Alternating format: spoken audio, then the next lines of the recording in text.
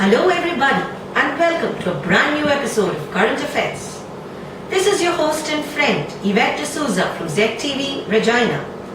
Our topic of discussion today is multiculturalism in Canada. Is it truly unity in diversity? Joining me in this discussion is my good friend and colleague, Mr. Alex Richmond of ZTV. Hello Alex and welcome to this discussion. Thanks Yvette for having me.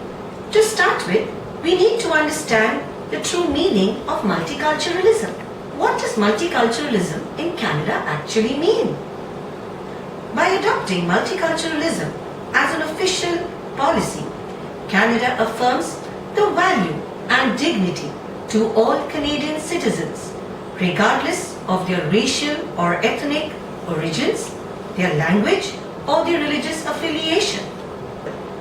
Multiculturalism ensures that all citizens can keep their identities, can take pride in their ancestry, and have a sense of belonging.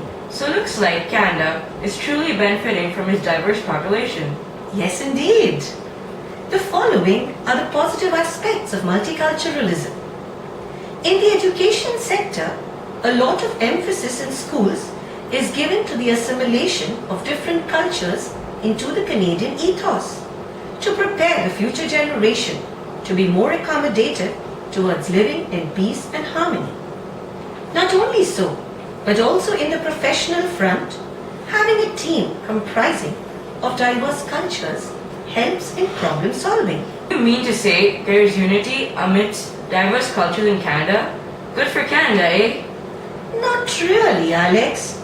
The positive aspect of multiculturalism very often camouflages the negative side of it. There are many incidents in the recent past, all over Canada, that burst the myth that people of different cultures live in peace and harmony. I shall illustrate a few of the instances, at the end of which we are surely going to ask ourselves this question: is Canada truly tolerant to the people of different cultures?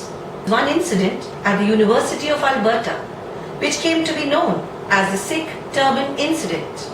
Staff, students and politicians are speaking out against the racism and xenophobia after a series of disturbing posters that were spotted on the University of Alberta campus. The posters featured a photograph of a man with a beard and wearing a turban. The headlines were truly shocking. Your turban. Below the photo, the caption read, I quote, "If you are so obsessed with your third world culture, go the F back to where you came from." And I unquote. There was another incident of September 2016.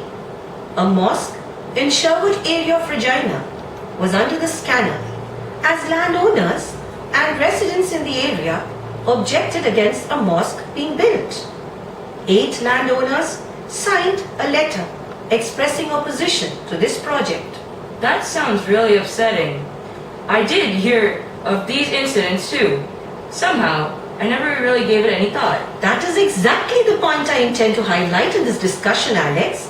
It is a myth that Canada is a multicultural country.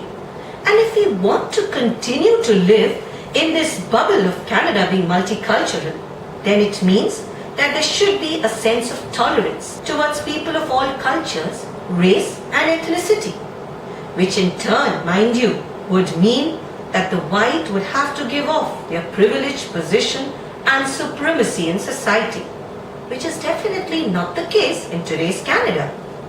Thus, if Canada has to be truly multicultural, it has to be more tolerant and accepting, and at the same time though, the immigrant population needs to assimilate in the Canadian ethos.